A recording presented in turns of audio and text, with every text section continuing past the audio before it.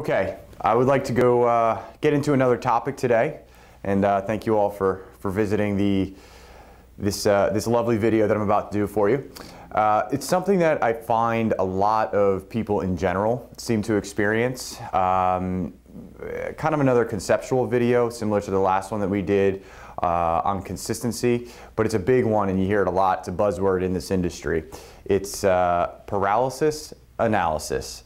And you might be sitting home nodding your head and realizing, hey, I've been doing education and thinking about my first deal for the past 10 decades. I'm ready to go at some point, and realize you're trying to find a way to push to the next level. And I want to explain to you why paralysis analysis happens, and maybe I can help you get through that and kind of shift your mind as to what is needed. So I'm just going to call it PA.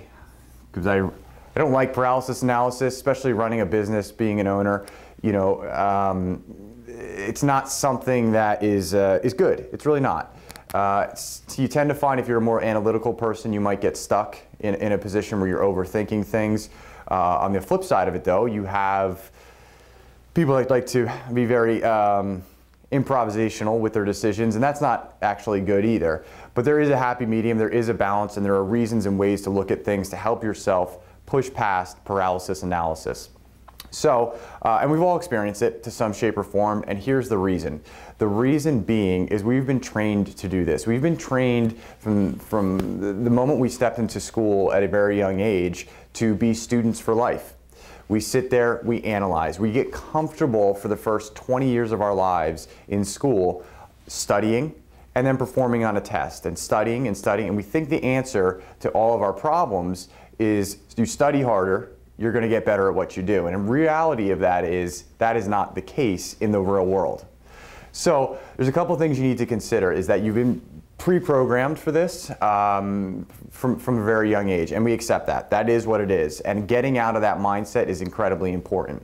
So you need to realize that taking steps forward in real estate or anywhere else in life happen or don't happen, better yet, because many people are afraid of one big thing, whether they want to admit it or not, and that's failure. Okay? People are afraid to fail, and here's the magical thing about failure and paralysis analysis. You can't be afraid to fail, or what I like to call experiment. Okay? We can go to the Thomas Edison example where he had 10,000 filaments he tried before he got the right one, and people ask him, well, all those failures, how did you stay with it? And his answer was, those weren't failures, those were experiments. I learned 10,000 ways to not build a light bulb. And the same thing happens in real estate when you're learning as you go and you're trying to figure things out, but nothing happens if you continue to just study and not do it. Going back to the concept that we discussed with consistency, you just have an idea, you might be really knowledgeable at the idea, but you don't have anything until you do something. So you have to take action and you have to move forward to get out of the paralysis analysis, and don't look at your things as a failure so much, or that word that comes along with it, because nobody likes it. Everybody's afraid to fail. Everybody's afraid that it's a personal reflection on who they are. And the reality is just, it's an experiment, and if it doesn't work, you learn one more way to not do something, which means one more way to be closer to getting towards that goal. So really, you want to think of everything you do as an experiment, and there's going to be a result. It's going to be pass, or it's going to be fail. Every single day running our business, Josh, myself, Jason, Chris, this is what we do. You get better and better because when something doesn't work, you adjust, you move forward, and you go to the next thing. You want to be educated about your decisions, you want to make smart decisions, but the only way to get better at making those decisions is by finding out many times what doesn't work. And you want to hedge your bets, you want to make sure you're investing properly. But you need to know that it's a learning game. The best way to learn in life, at least most people will tell you, is they say, hey, how do you learn best? And a lot of people say, well, I'm a visual learner, I'm an audio learner. But as you grow older and you get in the work world and you start to realize the real answer is I work best, or I learn best by doing. When I'm actually doing it, I get really good at what I'm doing. Well, if you really track what happens during the process of learning, which is really the learning process and execution process, the reality is, whatever the task might be, it could be something from building an Excel spreadsheet to your daily job, to mothering, fathering, whatever you want to call it. You are constantly making adjustments where something doesn't work.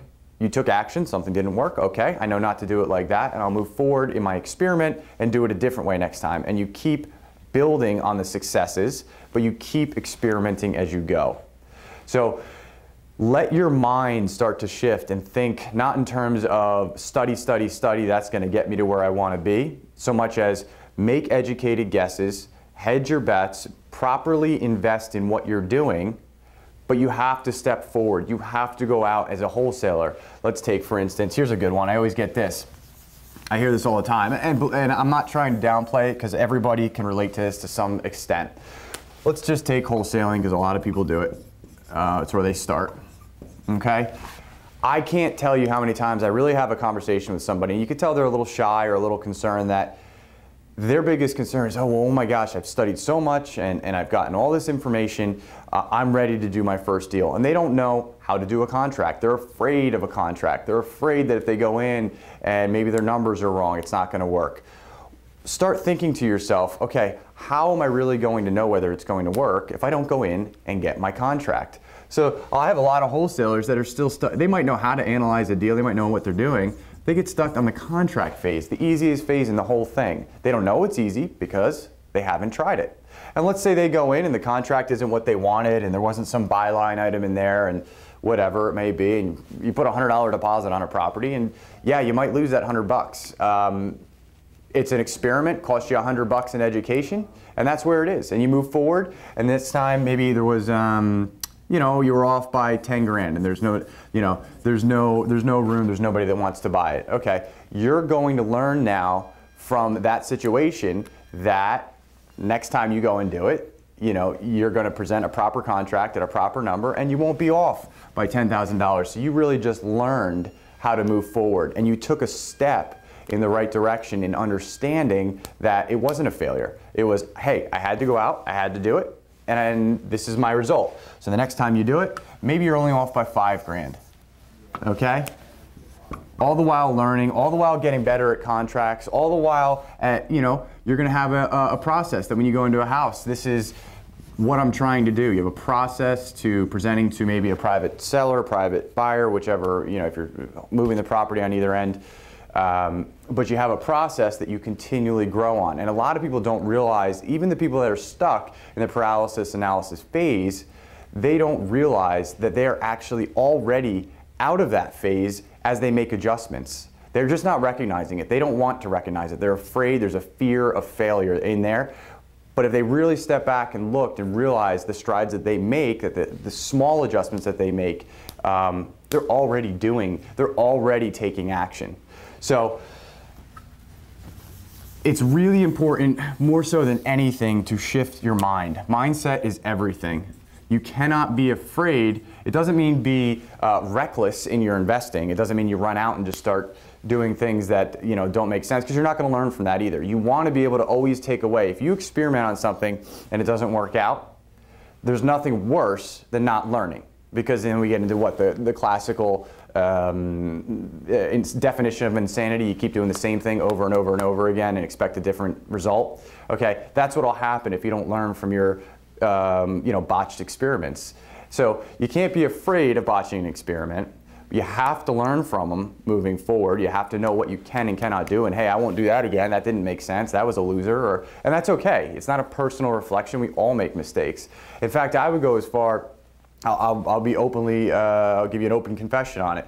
I tend to be a person that needs a ton of repetition in what I'm doing, over and over and over. And I get pretty good at what I do, but I might take longer to learn than somebody else that you may know. I would guess I would say I'm not naturally gifted at a lot of things. So, but I know that and I recognize that. So I need to be a doer. I'm constantly doing things over and over and over again until I perfect the process, which means, call it what you will, I fail and fail and fail at experiments until I have it right.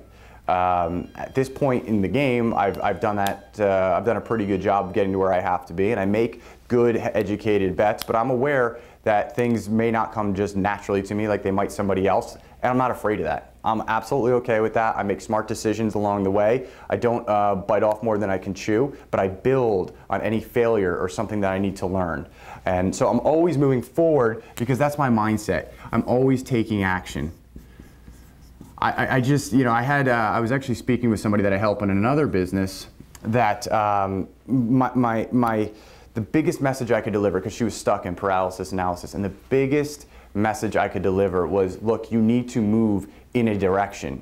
You can move 100 miles an hour in the wrong direction, and as long as you're learning from that, you'll start to correct. So I usually look at it like the best way to say it would be, here's your straight line, okay? And if perhaps you're working with myself or Josh as a student, our job, we know that you're going to get off track. We know that there's things that you're not going to be perfect with, because the shortest distance from from here to here is right down the straight line.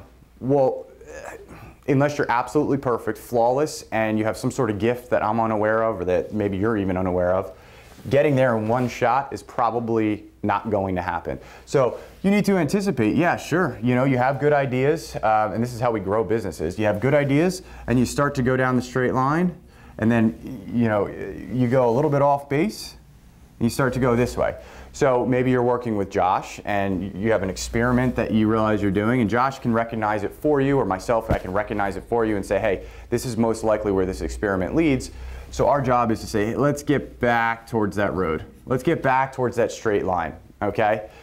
Every now and then, you'll keep plodding along, and maybe you go a little bit too far off because you just saw something new and exciting in real estate. You didn't put as much thought into it. You had some momentum, and we say, hey, whoa, this is pretty far off. Let's get back in line, okay? And eventually, we're gonna wind up here.